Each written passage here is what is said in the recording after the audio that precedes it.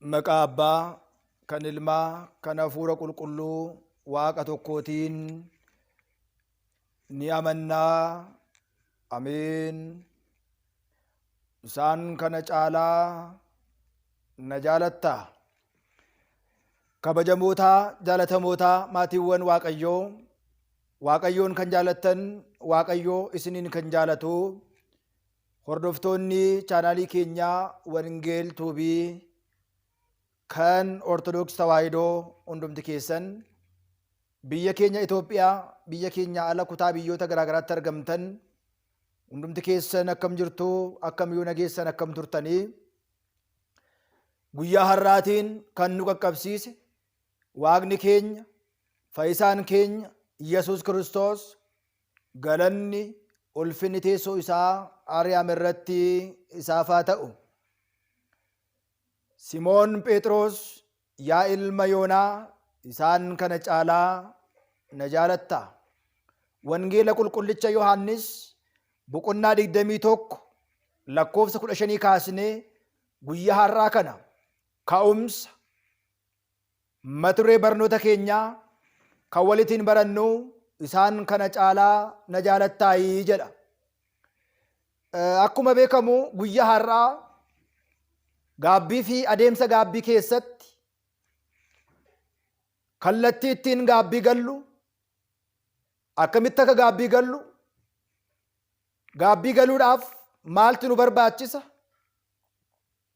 gaabbii galuudhaaf maal gochuu qabna, akkamitti eegalla, akkamitti soomna, akkamitti saganna, akkamitti badii keenyaa himanna kan jedhu kutaa sadaffaa guyyaa har'aa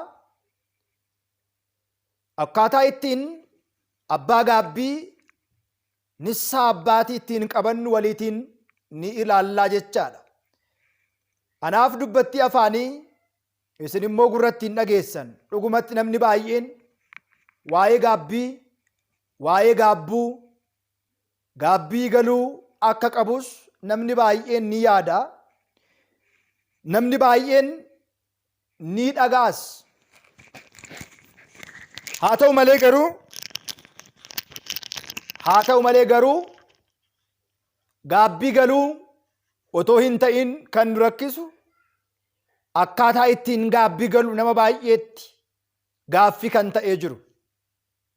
Waaqayyoo nu gargaare.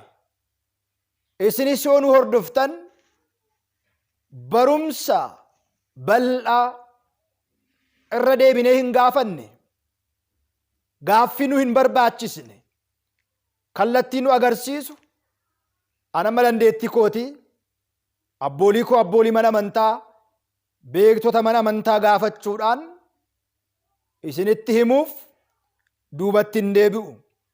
Viidiyoo kana amma dhufaatti dhaggeeffachuudhaan sheeriif laayikii, warreen immoo chaanaalii kanaaf haaraa taatan sabiskiraayibii gochuudhaan mallattoo bilbilaa tuqxanii yeroo hundumaa barnoota mana amantaa keenya Ortodoks Tawaahidoo seera ishii, heera ishii, wangeela ishii karaa dhugaa manni amantaa keenya barsiistu argachuudhaaf warri haaraa taatan sabiskiraayibii gochuu akka hin daganne guyyaa har'aa kana wangeela qulqullichaa Yohaannis boqonnaa 21 lakkoofsa 15 kaasne gaafa ilaallu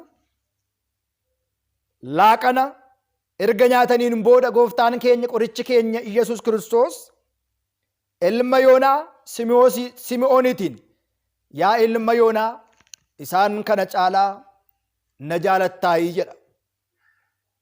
Jechi kun jecha gooftaa keenya qoricha keenya Iyesuus Kiristoosidha. Jechi kun jecha jaalallii fi jibbi itti baramedha. Kaayyoon barnoota kanaa Waaqayyoon yoo jaallanna ta'e hoolota Waaqayyoo kiristaanota eeguu akka qabnu, hojii eegichaa kana immoo kan taasisan luboota, Phaaphaasota, monoksoota, hooggantoota uummataa imaanaa eeguu, dirqama eeguu ni qabuu jechaadha. Luba ta'ee maanna galchee namni gaabbii galee galuu baate, namni fayyee fayyuu baate, hafuura hamaarraa hiikamee hiikamuu baate jennee maalla dhibdeen yoo jiraanna ta'e aangoon Phexros Phaawulos qoobiin qoraattii kun nu gaafachiisaa jechaadha. Kanaafidha waan beeknu amma beeknu isinitti himuun dirqama keenya, dirqama abbummaa keenya kan ta'eef. Egaa gooftaan keenya laaqana erga nyaataniin booda ilma Yoonaa Simooniitiin, yaa ilma Yoonaa isaan kana caalaa na jaalattaayii jedha. Maali jaalalli? Namoonni baay'een sin jaaladhaa jedhu. Dhugumatti afaaniin haasa'u jaalala hojiidhaan argisiifamu miti. Jaalalli Kiristoos hanga fannootti dhiiga lolaasuu, lafee cabsuu, du'ee du'a mo'uu, hadhaawaa obaa dhuguu, beela'uu, lubbuu isaa dabarsee hanga nuu kennuutti jaalalli Kiristoos. Isa kanadha. Jaalalli kun jaalala dhugaati. Jaalalli kun jaalala Kiristoosidha. Jaalalli kun jaalala laphee keessaati ka'e. Isa itti fakkeessuudhaaf, isa waayiif, isa faayidaatiif miti jechaadha. Namoonni gaafa nu jaalatan faayidaa nurraa argataniif jecha nu jaalachuu danda'u. Faayidaa nurraa fudhataniif jecha nu jaalachuu danda'u. Kiristoos garuu kan nu jaalate faayidaa nuti fayyannu otoo hin ta'in, faayidaa nuti isarraa argannuuf nu jaalate. Sinan fayyadaa na jaaladhaa jedhe malee Waaqni keenya na jaaladhaa, na fayyadduuti hin jenne. Jaalalli isaa jaalala tolaatiin nuti si jaalannudha. Egaa warra kaan duuka bu'oota 11 darbee Simoon Phexrosiitiin maaliif gaafate? Dhumarra itti dhufna, hanga dhumaatti hordofaa. Eeyyeen yaa gooftaa akkan si jaaladhu atuu ni beektaa jedhe. Ilmoolee hoolaa koo naaf bobbaasi. Yeeyyiirraa naaf eegi. Buttootarraa sobdootarraa naaf eegi. Yeeyyiin hoolota koo akka isheen hin qalanne, akka isheen hin nyaanne naaf eegi ittiin jedhe. Lammata deebisee yaa ilma Yoonaa Simo'oon na jaalattaayii jedhe. Eeyyeen yaa gooftaa akkan si jaaladhu atiyyuu ni beekta, kun shakkii maalii qabaa jedhe. Dhugumatti namoota jaalannu jaalachaa jirra. Dhugumatti jaalalli keenya jaalala faayidaa miti laata? Jaalalli keenya jaalala Kiristoos kan bara baraati laata? Jaalalli keenya jaalala dhugaa kan bara baraati laata? Isa sinii fanniisa. Nama sin jaalatu hundumaa jaalala dhugaaf miti. Har'a sin fuudha, sittan heerumaa kan jedhu waa malee miti. Yookiin qabeenya kee laaleetu, yookiin bifa kee laaleetu, yookiin rifeensa kee laaleetu, yookiin haala dubbii kee laaleetu, yookiin immoo sanyii kee duuba kee si qorateetu si jaalachuu danda'a. Kiristoos eenyummaa kee gaafatee qabeenya kee laalee, rifeensa kee laalee, beekumsa kee laalee miti. Kiristoos kan si jaalate. Keessumaa shamarroonni biyya Arabaa dhuguma namoonni baay'ee sin jaalata. Namoonni baay'een sin barbaada. Karaa Feesbuukii, karaa Instaagiraamii, Telegiraamii, karaa Iimoo, karaa Vaayibarii, kallattii garaa garaatiin kan isin gaafatu, kan isin janajjanu hedduudha, baay'eedha. Kan isin fuudhuu danda'u garuu muraasadha. Kana jechuun maal jechuudha? Yeroodhaaf isin mana dhabaa keessa kuftanii kaatanii, dadhabdanii, beeloftanii, sa'aatii 24 mana namaa keessatti lapheedhaa cabdanii dugda keessanii cittanii isin hojjettu. Innas taa'eetu inni gaa'ila qabu otoo gaa'ila qabu, inni hiriyaa biyya keessaa qabu otoo hiriyaa qabu. Maaliif isheen biyya keessaa doolaara hin qabdu kaa, birrii hin qabdu kaa, miindaa hin qabdu kaa, bifa yoo qabaatte iyyuu qabeenya hin qabdu kaa. Inni kaan immoo otuma gaa'ila qabu gaa'ila hin qabu, maaloo isin fuudha natti heerumii. Namoota baay'ee beekna. Sababa gaa'ilaatti si fuuna jedhanii namoota baay'ee irraa qarshii fuudhanii ittiin bultoo ijaarratanii gaafa isheen achi dadhabdee dhuftu qarshii hundumaa urguftee gaafa isheen dhuftu fuudhaniitu yookiin dhashaniitu yookiin immoo gaa'ila keetti ishee eegu.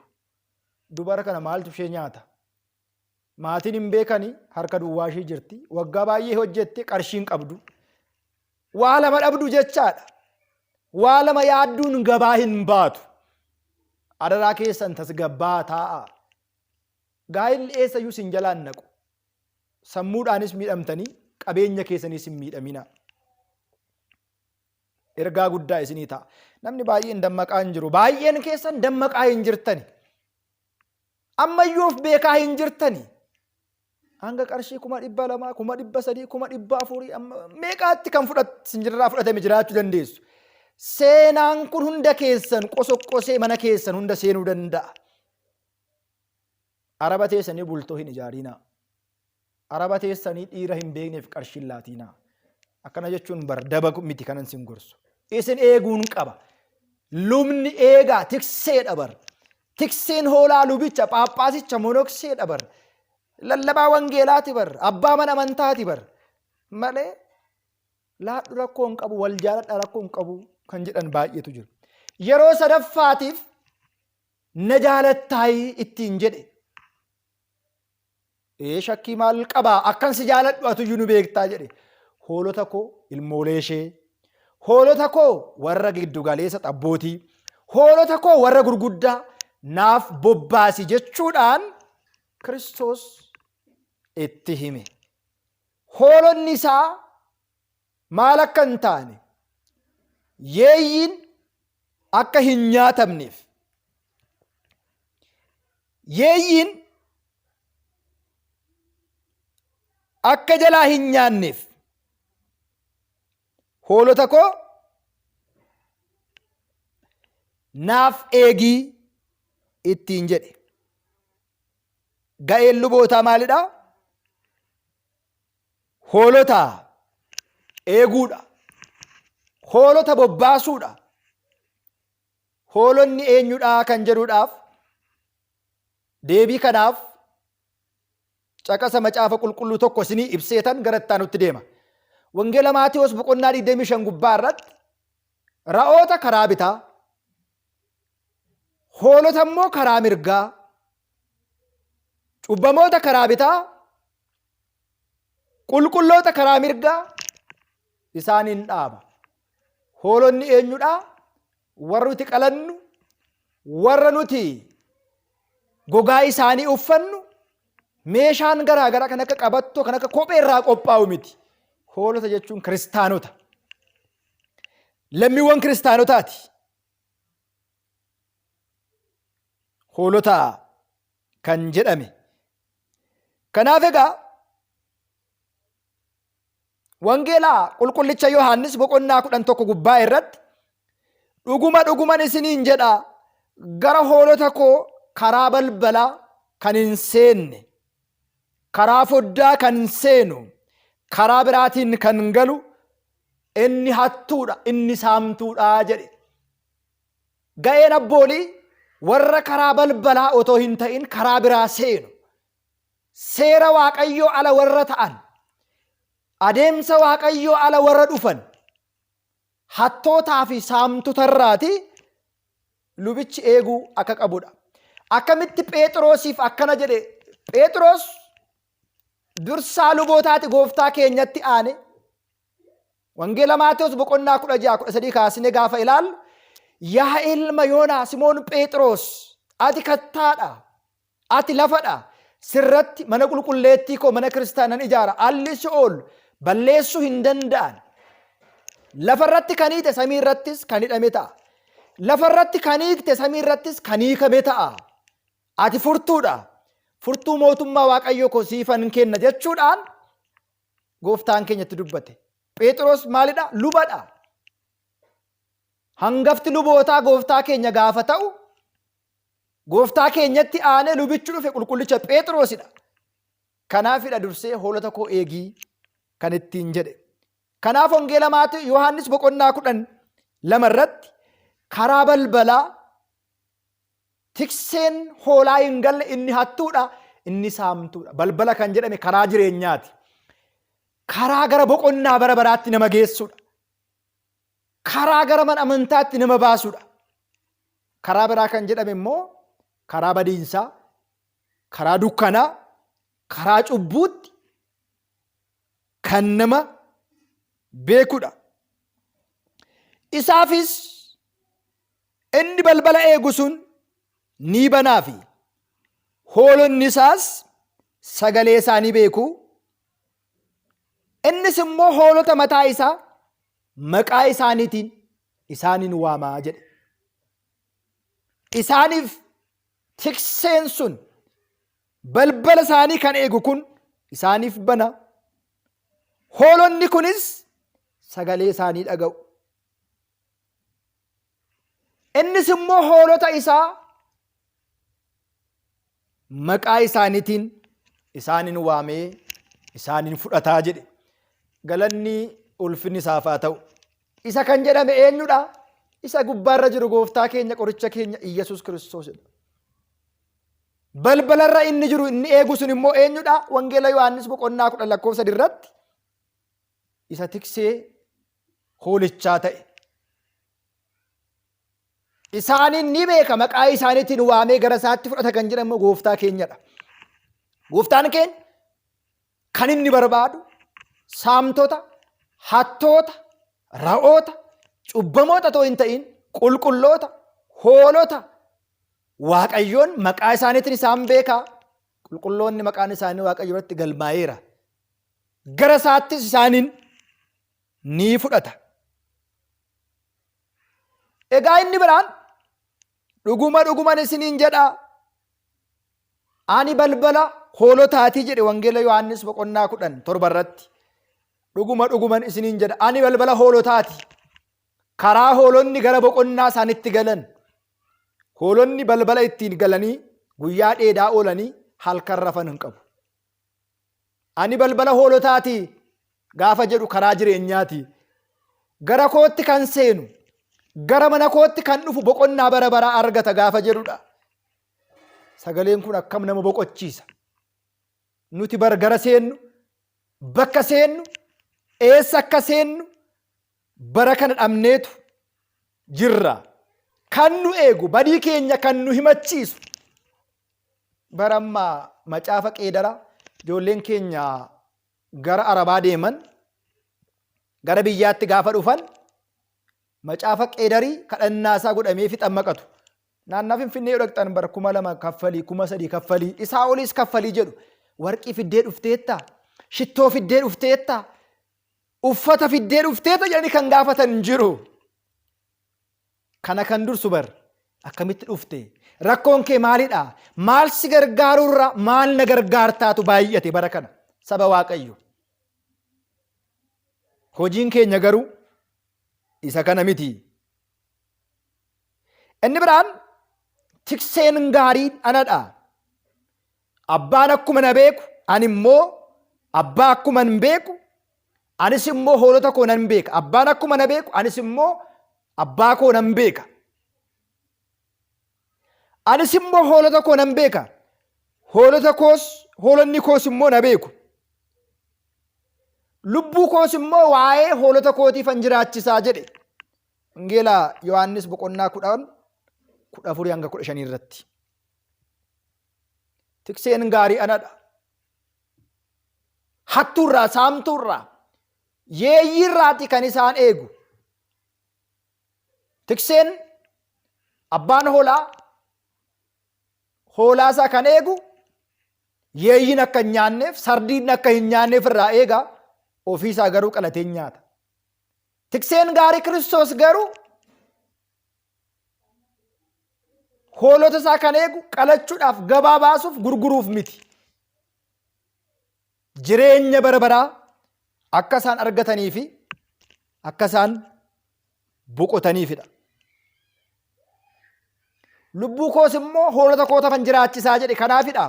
Qaraanii irratti dhiiga isaa lolaasee lafee isaa cabsee du'ee bakka keenya dheebotee bakka keenya rakkatee gindillaa kan baate gooftaan keenya qorichi keenya Iyyasuus Kiristoos isa kanaaf tikseen dhugaa, tikseen gaarii, balballi hoolotaa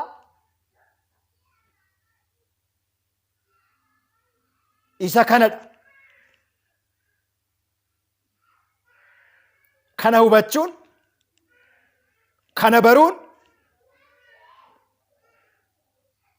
barbaachisaadha. Egaa wangeela Yohaannis boqonnaa 16 gubbaa irratti mooraa kana keessa, dallaa kana keessa kan hin taane hoolonni biraa jiru jedha. Isaanis immoo fiduu narra jira. Sagalee koo ni dhaga'u. Hoolota tokkos immoo ni ta'u. Tikseen isaanis tokko ta'aa jedha. Hoolonni as hin jirre, kana keetti kan hin lakkaa'amne, kana keetti kan hin jirre, bakka biraa kan hin jirre jechuun warra hin amanne, warra ahizaabotaa, warra isa barbaachisan barumsi wangeel warra gaabbii hin galle gara kanatti fida jechuudhaan gooftaan keenya qorichi keenya Iyyasuus Kiristoos dubbatee jira jechaadha. Kanaaf warra dallaa kana keessa, mooraa kana keessa illee hin jirre bakka biraa jiru. Isaanis immoo gara kootti fidachuun narra jiraa jedhe. Saba Waaqayyoo isin warra araba jirtan, mooraa kana keessa warra jirtan miti. Kiristaanonni biyya keessa jiran carraa qaddasiisu, dubbii sagalee Waaqayyoo dhaga'u, carraa barachuu, carraa gaabbii galu, carraa gadaamii deemuu, carraa kawaala garaa garaa daawwachuu ni qabu. Warri kaan garuu carraa kana hin arganne. Kanaafidha iddoo biraa warra jiran kan jedhame amantiidhaan, rakkoodhaan, waaqeffannoodhaan warra haalli hin mijanneef as keessatti hin argamne gaafa jedhu isaaninis hoola tokko, gartuu tokko ni ta'u. Isaanis immoo kan isaan eegu tokko ta'a jechuudhaan gooftaan keenya qorichi keenya Iyyasuus Kiristoos dubbatee jira. Isaan kana caala na jaalattaayidha. Simiin Phooxiroos hin jaaladha. Erga na jaalattee hoolaa tokko ilmoolee ishee warra xabbootii warra gurguddoos eegi. Kiristaana sadarkaa isa irra jiran ilmoo hoolaa kan jedhame Gilgal kan jedhame ishee reef dhalatte. Kiristaana ganaa daaddee deemaa jiru hammeenyummaa gaariif wangeela isaa warra hin dhageenye. Xabbootiin immoo ganaa warra sagalee isa dhaga'anii kara jireenyaattis gara gaarummaattis hin baane garuu yeeyyiin isaan eeggatudha. Warra gurguddaa warra jedhame immoo yoo gurguramanis seeraan warra qarshii baasan, yoo qalamanis foon isaanii seeraan kan mi'aawu, kiristaana sadarkaa sadaffaa jiran xixiqqoo giddu galeessaaf warra ga'eessa walumaa gala sadarkaa isaaniitti kiristaana sadarkaa sadii qaba. Sadarkaa jalqabaa, giddu galeessaaf sadarkaa dhumaa. Jalqabni ganaadha, wangeela hin baranne, adeemsa amantaa hin beekne, waaqa isaanii gaarummaan hin barre. Giddu galeessa warri jedhaman immoo hin beeku, dhaga'aa jiru garuu gowwoomfamuudhaafis yeeyyiin nyaatamuudhaafis carraan isaanii carraa bal'aa. Warri gurguddaa warra dhaga'ee warra gaabbii gale warra wangeelli isaaniif galedha warra gurguddaa kan jedhaman.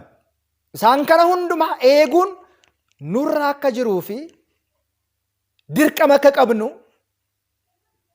luba ta'uun keenya qaddasuu qofaaf, faarfachuu qofaaf, barumsa barsiisuu qofaaf otoo hin ta'in gadi buunee kiristaanota irratti hojjennee abbaa gaabbii, nissaa abbaatii, abbaa lubbuu akka taanuuf.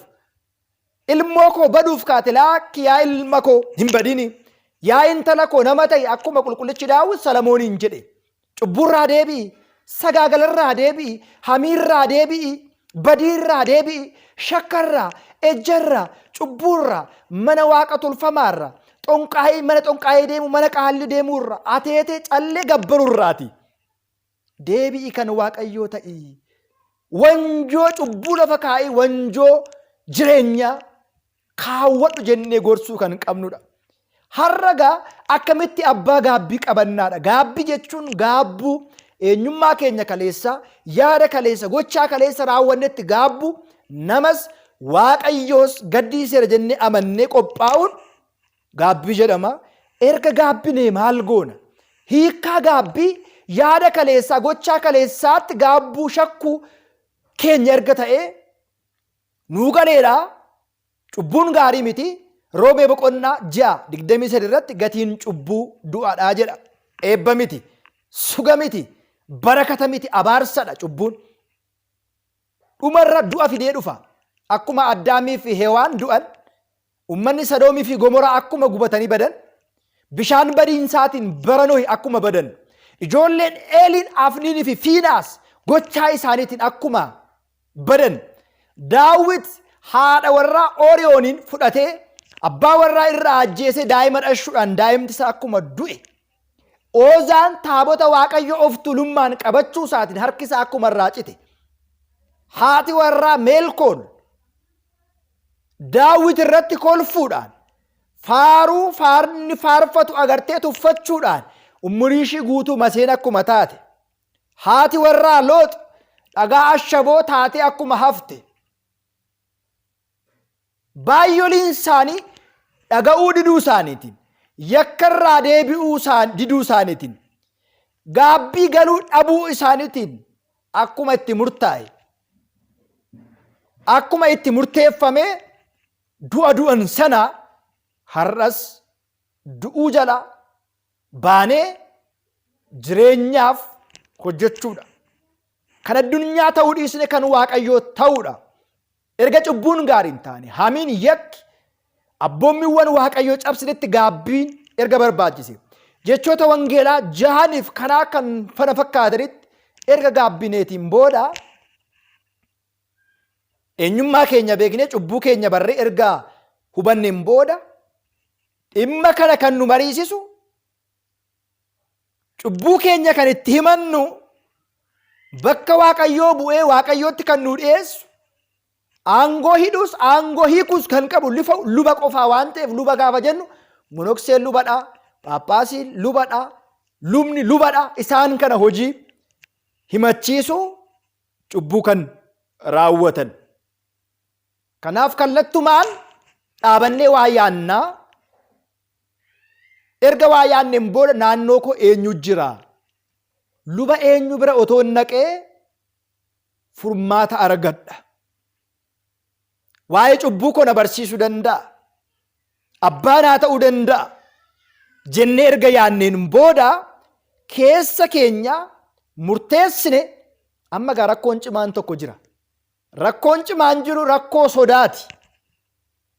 Rakkoon cimaan jiru rakkoo iccitii baasne himachuuti. Cubbuu koo lubatti yoo himadhe lubni baasee yoo na jalaa hime yoo bornatti kolfuu danda'a. Nama biraatti yoo hime yoo har'a gochaan raawwadhe luba kanatti yoo himadhe ija kamiin isa laaluu danda'a? Dabarsee nama biraatti yoo hime yoo ishiin akkas jedhamee arrabsamuu hin danda'a jedhanii saalfiirra, sodaarra, bor rakkoo isaanirra qaqqaburraa ka'ee himachuu kan sodaataniif gara lubaa dhaqanii badii himachuu kan sodaatanii jiru. Kana kutaa arfaffaatti deebina. Amma garuu akkamitti abbaa gaabbii qabannaadha. Abbaa gaabbii gaafa qabannu tokko foonsaa hin laallu. Akkas gaafa jennu umurii isaa jaarsa ta'uu qaba, ijoollee ta'uu qaba, dargaggeessa ta'uu qaba. Karaa biraa abbaa gaabbii qabannee rakkoo baay'ee kan qaban immoo jiru. Jalqaba waadaa galuu jechaadha. Dhaqneetu luba biratti gaabbii galuu, gaabbii na galchuu danda'a, na barsiisuu danda'a. Karaa jireenyaa badii koo yoon itti himadhe Waaqayyoon naa kadhatee Waaqayyo waliitiin walitti na araarsuu danda'a jennee yaannee gara luba kanaa deemna. Gaaffii akkamii dhiyeessinaa fi bakka inni jirutti yaa abbaa koo sin barbaada yookiin immoo yaa abbaa keenya sinin barbaada. Ani yakkamtuudha. Ani yakkamaadha. Ani cubbamaadha. Gaarii hojjedhee hin beeku. Namas Waaqayyoos gaddisiiseera. Waaqayyoos dhiifama akka naa godhuuf, ija arjummaa isaatiin akka na ilaaluuf, yakka koo eenyummaa koo kaleessaa dhiifama akka naa godhuudhaaf ani ilmoon isinii ta'a. Isin immoo abbaa naa ta'a yookiin ilmoon isinii ta'a abbaa naa taatu jenneetu luba sana mana isaa haa ta'u mana amantaatti haa ta'u bakka haalli mijatutti gaaffii kana gaafanna. Asirratti lubni tokko abbaa gaabbii nama ta'uufii malu waanuma luba ta'eef immoo minaalbaata naannaa sana lubni baay'een jiraachuu yoo baatiin alatti lubni hin jiru yoo ta'e homaa gochuu hin danda'u. Lakkoofsa inni namootaaf abbaa gaabbii ta'u namoota muraasa qofaa qabachuu qaba. 50 mana 100 kana gidduutti abbaa gaabbii ta'uu qaba. Isaa ol 2,000, 3,000, 4,000 yoo qabate guyyaa tokko otoo hin tajaajiliin maqaa qofaan abbaan gaabbii koo abaluudha akka jennu nu taasisa. Inni biraan warra gaa'ila qabu gidduutti ijoollee isaanii ni jiru. Ijoolleen obbolaa mana kee jiraachuu danda'u. Mana tokko keessa lubni jiru maatii sana hundumaaf abbaa gaabbii ta'uu danda'a. Abbaa warraatiifis, haadha warraatiifis, ijoollee isaaniitiifis, firoota isaan bira jiruufis mana tokko keessa warra jiraatu hundumaaf luba tokkotu abbaa gaabbii ta'a.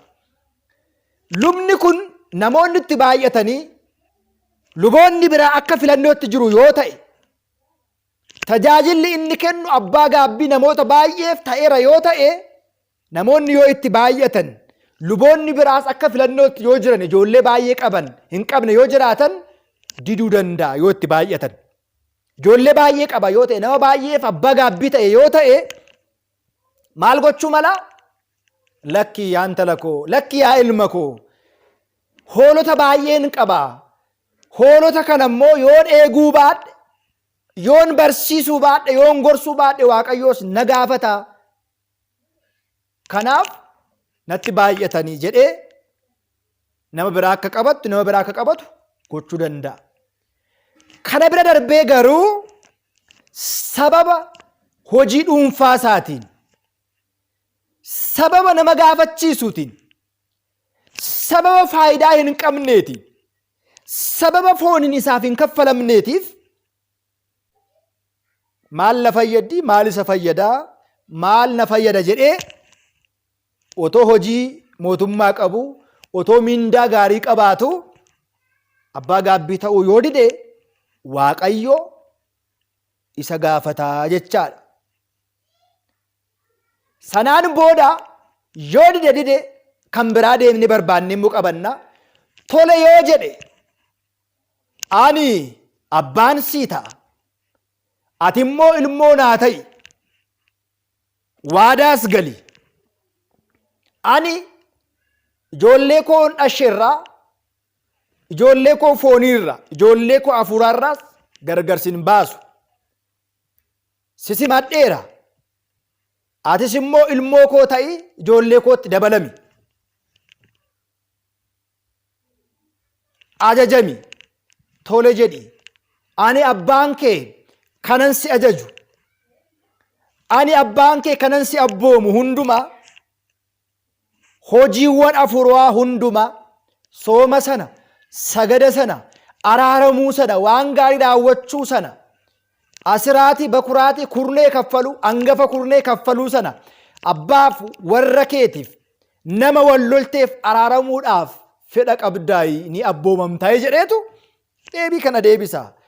Yaa abbaa koo, kadhannaan keessan qulqulluun naa gargaaru malee, Waaqayyo nattaa araaramu malee, Waaqayyo dhiifama naaf haa godhu malee, anis isiniif ilmoon ta'a, isiniin abboomama.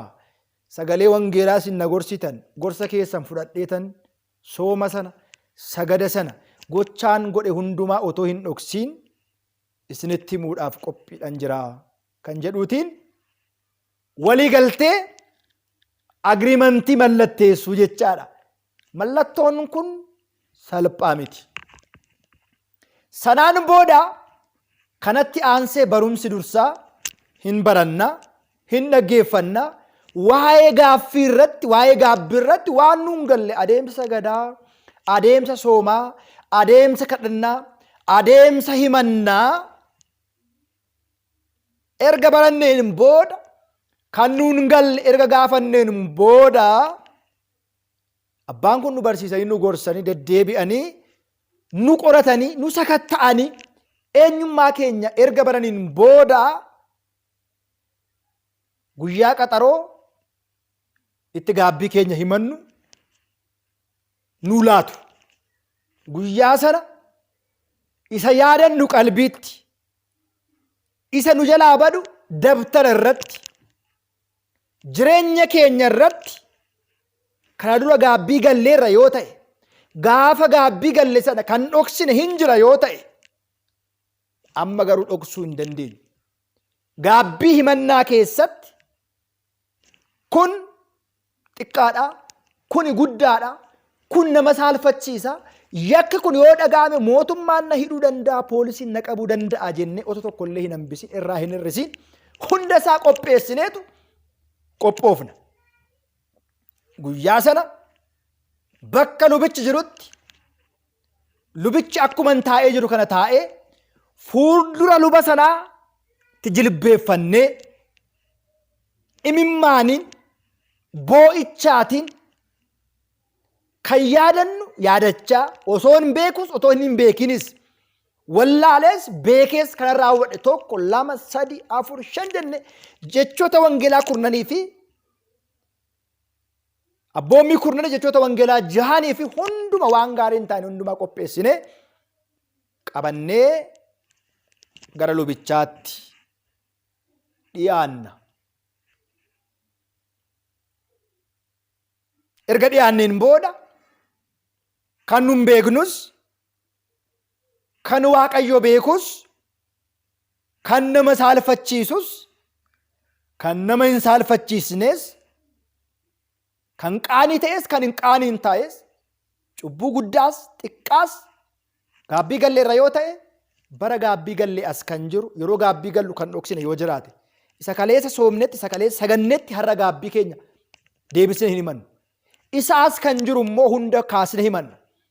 Gaabbii gallee hin beeknu immoo yoo ta'e, umurii keenya of beeknee waggaa 7 eegallee gochaa goone hundumaa sagaagala, hanna, hamii, machii, waaqa tolfama waaqeffachuu, gara mana xonqaayii deemu, gara mana qaalluu deemu, gara mana warraa sheekii deemu, waan goone hunduma isaa akka nama seenaa jireenya isaa himuutti gaabbiin jechuun himachuun seenaa jireenya ofii himuudha.